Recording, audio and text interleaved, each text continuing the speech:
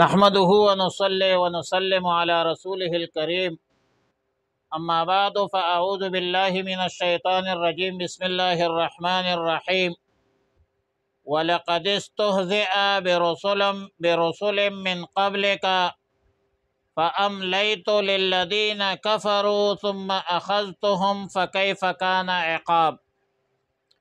پارہ نمبر 13 سورۃ الرعد، رکوع نمبر 4، آیات نمبر 32، 33، 34، 35 اور 36، 37۔ وَلَقَدِ اسْتُهْزِئَ، اور بے شک مذاق کیا گیا تھا، استہزاء کیا گیا ہے، برسول، کئی رسولوں سے، من قبل کا، آپ سے پہلے، فَأَمْلَيْتُ، تو میں نے مہلت دی، لِلَّذِينَ كَفَرُوا، ان لوگوں کو جنہوں نے کفر کیا تھا، ثم اخذتهم، پھر پکڑ لیا میں نے ان کو، فکیف کان عقاب، تو کیسا سخت تھا میرا عذاب، افمن هو قائم علی کل نفس بما کسبت، پس کیا جو نگران ہو، جو ذات کے نگران ہو، علی کل نفس، ہر نفس پر، بما کسبت، بما عملت، جو کچھ عمل وہ کیا ہے یا کرتے ہیں، وجعلوا للہ شرکاء، اور بنائے اللہ کے لیے شریک، قل سموہم، آپ فرما دیجئے کہ ان کے نام تو لو، ام تنبئونہ، کیا تم بتلاتے ہو، وہ جو لا یعلم، نہیں جانتے، فی الارض، زمین میں، ام بظاہر من القول، یا صرف ظاہری طور پر ایک بات ہے، بل زین للذین کفروا، بلکہ خوشنما بنایا گیا ہے، للذین کفروا، ان لوگوں کے لیے جنہوں نے کفر کیا ہے، مکرہم، ان کا فریب، وصدوا عن السبیل، اور وہ روکے گئے ہیں راہ حق سے، صراط مستقیم سے،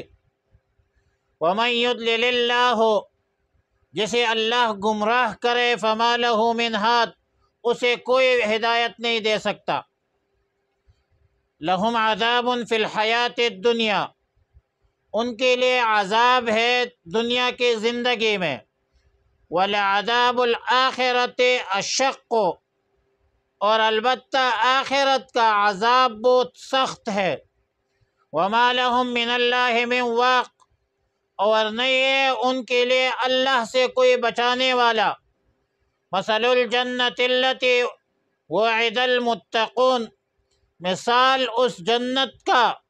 جس کا وعدہ کیا گیا ہے پرہیزگاروں سے، متقین سے، اس کا حال یہ ہے کہ تجری من تحتها الانہار، بہتے ہیں اس کے نیچے نہریں، اکلها دائم، اس کا پل ہمیشہ کے لیے ہے، وظلها، اور اس کا سایہ دائم ہے، ہمیشہ ہے، تلک عقبی الذین اتقوا، یہ انجام ہے ان لوگوں کا جنہوں نے تقوی اختیار کیا ہے، جو پرہیزگار تھے، وعقبی الکافرین النار، اور انجام کافروں کا دوزخ ہے، جہنم ہے، والذین آتیناہم الکتاب، جن لوگوں کو ہم نے کتاب دی، یفرحون، وہ خوش ہوتے ہیں، بما انزل الیک، جو کچھ نازل کیا جاتا ہے آپ کی طرف، قرآن کریم، ومن الاحزاب، اور بعض قومیں، من ینکر، جو انکار کرتے ہیں، بعضہ، قرآن کے بعض احکامات کے، قل، کہہ دیجئے، انما امرت، آپ، مجھے حکم ہوا ہے، ان اعبد اللہ، کہ میں عبادت کروں اللہ کی، ولا اشرک بہ، اور اللہ کے ساتھ کسی کو شریک نہ بناؤ، الیہ ادعو، میں میں اس کی طرف بلاتا ہوں لوگوں کو، وَإِلَيْهِ مَآب، اور اللہ کی طرف میں نے لوٹنا ہے۔ وَكَذَلِكَ أَنزَلْنَاهُ، اور اسی طرح ہم نے نازل کیا ہے یہ قرآن حکماً عربیاً، حکم عربی میں۔ وَلَئِنِ اتَّبَعْتَ أَهْوَاءَهُمْ، اگر آپ نے پیروی کی ان کے خواہشات کی، بعد ما جاءك من العلم، بعد اس کے کہ آپ کے پاس علم الہی، وہی الہی پہنچ چکی ہے، مالک من اللہ، تو نہیں ہوگا آپ کے لیے اللہ سے من ولی، کوئی مددگار، ولا واق، اور نہ کوئی بچانے والا۔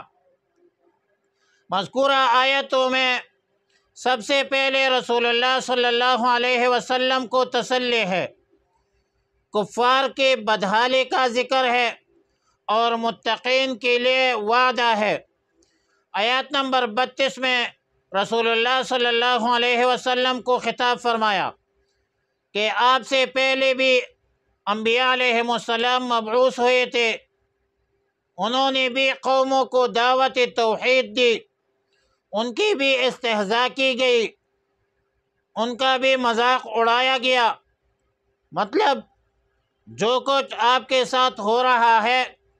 یہ کوئی نئی چیز، انوکھی چیز نہیں ہے، بلکہ اس سے پہلے انبیاء علیہم السلام کی تکذیب کی گئی، استہزاء کی گئی۔ انبیاء علیہم السلام نے صبر، تحمل، استقامت کا مظاہرہ کیا، اور انبیاء علیہم السلام کے تکذیب، استہزاء اور مذاق پر اللہ نے عذاب نازل کرنے میں جلدی بھی نہیں کی، بلکہ قوموں کو مہلت دی۔ پھر اس مہلت کے وقت میں جب زیادہ بغاوت پر اتر آئے، پھر اللہ نے پکڑ لیا، پھر اللہ نے گرفت کی، پھر ان بدبختوں پر اللہ نے عذاب نازل کیا، نافرمانوں پر۔ اور قرآن کریم کی مختلف صورتوں میں، مختلف پار اور آیاتوں میں وہ عذاب کے تذکرے موجود ہیں۔ فَكَيْفَ كَانَ عقاب، کیسا سخت تھا اللہ کا عذاب، کیونکہ اللہ کی پکڑ سخت ہے۔ إِنَّ بَطْشَ رَبِّكَ لَشَدِيدٌ۔ آیات نمبر 33 میں فرمایا أَفَمَنْ هُوَ قَائِمٌ عَلَى كُلِّ نَفْسٍ بِمَا كَسَبَتْ، کیا جو ذات ہر شخص کے اعمال پر مطلع ہے، ہر شخص کے اعمال اللہ کو معلوم ہے۔ اور اس آیت میں حمزہ استفہامیہ انکاری ہے، مبتدا ہے خبر محذوف کے لیے۔ علامہ آلوسی رحمۃ اللہ علیہ فرماتے ہیں والخبر محذوف اے کمن لیس کذالک، مطلب یہ ہے کہ جو ذات علیم ہے، خبیر ہے، جسے تمام احوال اعمال کا علم ہے، کیا وہ اس کے برابر ہو سکتے ہیں جنہیں کوئی علم نہیں ہے؟ جو اپنے احوال و اعمال، عبادات سے بے خبر ہو، ان کو اللہ رب العالمین خالق، مالک، رازق کا شریک بنانا کہاں سے درست ہوگا؟ بلکہ یہ تو تمہاری جہالت، سفاہت اور ضلالت پر مبنی فیصلے ہے، اور تم خود فیصلہ کرو۔ قل سموہم، جنہیں تم نے شریک بنایا ان کا نام تو ذرا لو، نام تو بتاؤ کہ وہ کون ہے، ان کی حیثیت کیا ہے۔ اور ان المعنی انہم لیسوا لمن یذکر ویسمى انما یذکر ویسمى من ینفع ویضر الی ان قال والمعنی سواء سمیتموہم بذلک ام لم تسموہم بہ کذا فی روح المعانی۔ مطلب یہ ہے کہ جن کو تم نے شریک بنایا ہے وہ اتنے حقیر ہے کہ وہ قابل ذکر بھی نہیں ہے۔ ام تنبئونہ بما لا یعلم فی الارض، کیا تم اللہ کو وہ بات بتلا رہے ہو جس کو وہ زمین میں نہیں جانتا؟ مطلب اللہ تعالیٰ کو اپنی ساری مخلوق کا علم ہے، اور تم زمین میں اللہ کو چھوڑ کر غیر کی عبادت کرتے ہو اور وہ بھی اللہ کے علم میں ہے، کیا تم اللہ کو یہ بتلانا چاہتے ہو، کیا تم اللہ کو یہ بتلا رہے ہو کہ اللہ کے لیے بھی شریک ہے، اور نعوذ باللہ اللہ کو یہ بتلانا چاہتے ہو؟ ام بظاہر من القول، یعنی تم جن چیزوں کے جن چیزوں کی عبادت کرتے ہو، جن لوگوں کو اللہ کا شریک بناتے ہو، اس کے بارے میں تمہارے پاس کوئی حقیقت ہے یا ظاہری لفاظی ہے؟ ظاہری الفاظ میں شریک بناتے ہو، غیر اللہ کے عبادت کے حوالے سے تمہارے پاس کوئی دلیل نہیں ہے، صرف باتیں ہیں، زبانی جمع خرچ ہے۔ بل زین للذین کفروا مکرہم وصدوا عن السبیل، بلکہ ان کافروں کے لیے ان کا مکر، فریب اور یہ ان کا فراڈ جو ہے وہ مزین کر دیا گیا ہے، خوشنما بنایا گیا ہے، رائے حق سے روک دی گئی ہے۔ اور علامہ آلوسی فرماتے ہیں کہ مکر سے مراد جو ہے شرک ہے، گمراہی ہے، اور شرک اور گمراہی میں آگے بڑھنا ہے، باطل کو حق سمجھنا مراد ہے۔ وَمَن يُضْلِلِ اللَّهُ فَمَا لَهُ مِنْ هَادٍ، اور اللہ جسے گمراہ کر دے تو اسے کوئی ہدایت دینے والا نہیں ہوتا۔ لَهُمْ عَذَابٌ أَلِيمٌ فِي الْحَيَاةِ الدُّنْيَا، ان کے لیے دنیاوی زندگی میں بھی ان کے لیے عذاب ہے۔ البتہ یہ تنبیہ کر دی کہ تمہارے لیے دنیاوی عذاب میں جو ہے وہ تو اتنا نہیں ہوگا، لیکن آخرت میں بھی تمہارے لیے عذاب ہوگا، اور آخرت کا عذاب والعذاب الآخرت اشق، آخرت کا عذاب جو ہے وہ زیادہ سخت ہوگا۔ وما لهم من واق، اور اس اخروی عذاب سے بچانے والا کوئی نہیں ہوگا۔ آیت نمبر 35 میں متقین کے ساتھ وعدے کا تذکرہ ہے۔ فرمایا مثل الجنت التی وعد المتقون، جس جنت کا متقین سے وعدہ کیا گیا ہے اس کا حال یہ ہے کہ اس کے نیچے نہریں جاری ہوں گی، اکلھا دائم وظلھا، اس کے پل بھی ہمیشہ رہیں گے، سایہ بھی ہمیشہ رہے گا۔ اور سورہ نساء میں ہم نے پڑھا ہے وَنُدْخِلُهُمْ ظِلًّا ظَلِيلًا، اور سورہ واقعہ میں ہے وَفَاكِهَةٍ كَثِيرَةٍ لَا مَقْطُوعَةٍ وَلَا مَمْنُوعَةٍ، پھر فرمایا تِلْكَ عُقْبَى الَّذِينَ اتَّقَوْا، یہ ان لوگوں کا انجام ہے جنہوں نے تقوی اختیار کیا ہے، اور کافر وَعُقْبَى الْكَافِرِينَ النَّارِ، اور کافروں کا انجام جو ہے وہ تو دوزخ ہے۔ آیات نمبر 36 میں اہل کتاب میں سے جن لوگوں نے حق قبول کی ہے، ایمان لایا ہے، ان کے تعریف ہے، ان کے توصیف ہے، اور فرمایا والذین آتیناہم الکتاب یفرحون بما انزل الیک، جن لوگوں کو ہم نے کتاب دی وہ خوش ہوتے ہیں، وہ مسرور ہے، خوش ہے جو کچھ اللہ کی طرف سے نازل ہوا ہے۔ اور علامہ آلوسی لکھتے ہیں کہ اس سے یہود نصارہ مراد ہے، ظاہر ہے آتیناہم الکتاب سے مراد قرآن کریم میں وہ اہل کتاب، اہل ایمان جنہوں نے ایمان لایا ہے وہ اہل کتاب مراد ہوتے ہیں، اور اوت الکتابہ سے وہ بیمان جنہوں نے ایمان نہیں لایا ہے وہ اہل کتاب مراد ہوتے ہیں۔